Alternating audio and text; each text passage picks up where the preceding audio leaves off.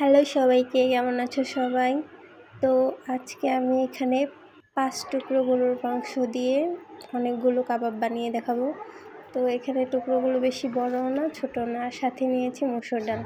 এখন এই মাংসগুলো খুবই ছোট ছোট পিস করে কেটে নিয়েছি।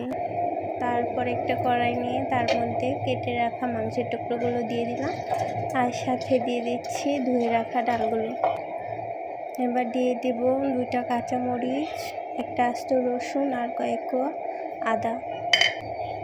এবার দিয়ে দেব স্বাদ মতো লবণ, তারপর দিয়ে দেব 1 চামচ মতো হলুদ গুঁড়ো, 1 চামচ মতো ধনিয়া গুঁড়ো, আর 1 চামচ মতো মরিচ গুঁড়ো। এবার আমার কাছে তো কাবাবের মশলা নেই, এই জন্য আমি এখানে একটু বিরিয়ানির মশলা দিয়ে দিলাম। তারপর এখানে 2 বাটির মতো পানি দিয়ে দিলাম সিদ্ধ করার জন্য। এখন এটা হাতে মাখিয়ে খুব সুন্দর মতো একদম পানি শুকিয়ে যাওয়া অবধি সিদ্ধ করে নেব। তো পানি শুকিয়ে এরকম হয়ে গেলে এটা হয়ে যাবে। এখন আমি আস্ত রসুনের কোয়াগুলো বের করে নিচ্ছি।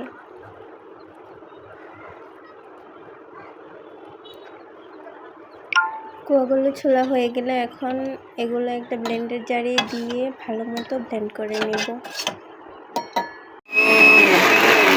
দেখো, ব্লেন্ড করা হয়ে গেলে এরকম একদম মিহি শক্ত একটা স্ট্রাকচার হয়ে যাবে। তারপর এখানে আমি একটা বাটিতে একটা ডিম নিয়ে ওইটা ভালোভাবে একটু লবণ দিয়ে ফেটিয়ে নেব।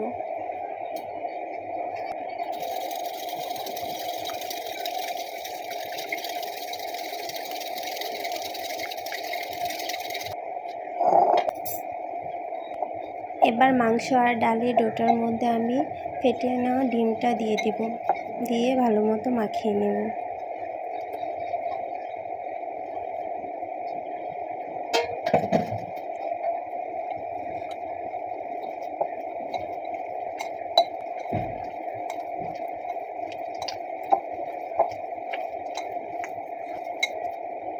মাখিয়ে নেওয়া হয়ে গেলে এবার এখানে দিয়ে দিচ্ছি সামান্য পরিমাণে ধনিয়া পাতা কুচি আর অনেকখানি পরিমাণে পেঁয়াজ কুচি।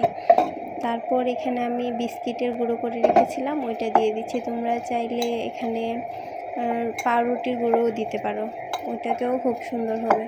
তারপর এটা আমি খুব ভালোভাবে মিশিয়ে নিচ্ছি।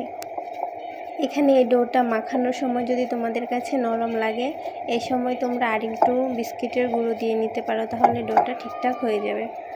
তো এবার আমি এই ডোটা দিয়ে গোল গোল করে কাবাবের শেপ দিয়ে নিব। তোমরা চাইলে তোমাদের ইচ্ছে মতো যে কোনো শেপ দিয়ে নিতে পারো। তো আমি এরকম গোলগুলি করলাম, এভাবে আমি সবগুলোই একে একে করে নিচ্ছি।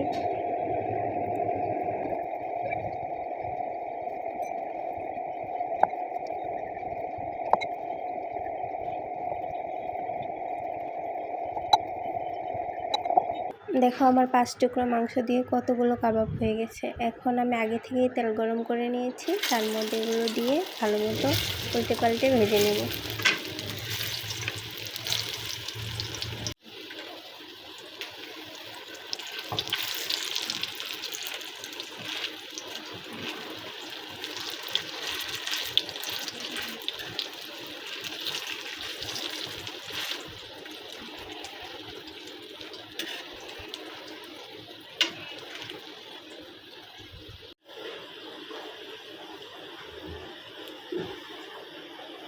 তো এই তো দেখো, আমার ভাজা হয়ে গেছে এবং এটা খেতে খুবই মজা হয়েছিল। তোমরাও ট্রাই করতে পারো। ধন্যবাদ।